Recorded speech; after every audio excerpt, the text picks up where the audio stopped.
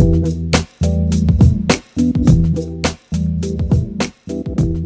hi everybody, it's Doug. So just a quick progress video. I had shown you when I had that package opening, I had the Corbin and the Sargent locks, both of which were really great condition, but in terms of working operation, but they needed a little cleanup. So I'm going to start with the Corbin. That one was pretty beat up.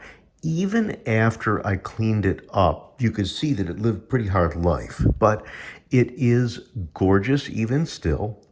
And I actually, well, you're looking at the ugly version.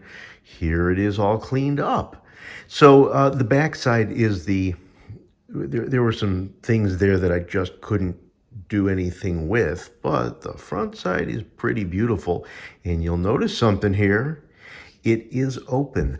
I created a technique, and I might reproduce it on a future video, but I can't seem to use the technique yet when I tried it on these similar lever locks from Yale.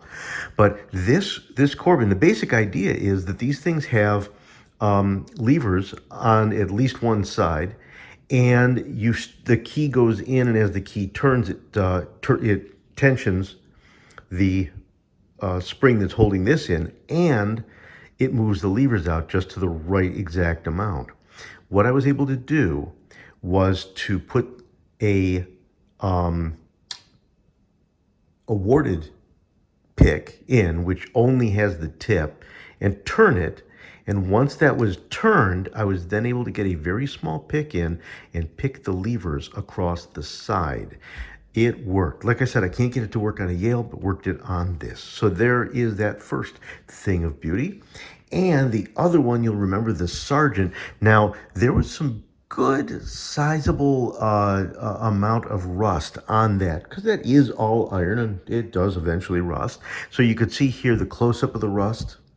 And then I go to the whole lock so you could see how the lock looked before. And now the after.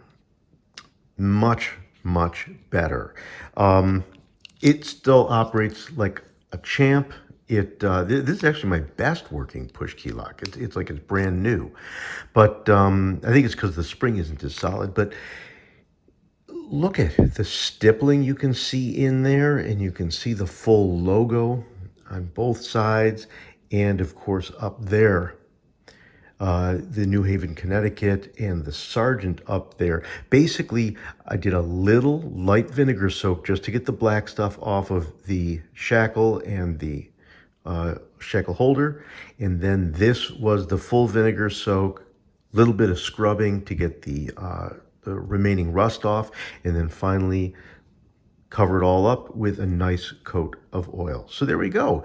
Two beautiful locks. Started out before, not looking so gorgeous, and here is the after. There you go. Thank you all for joining me. I hope to see you guys again soon. Take care, stay safe, and thanks for watching.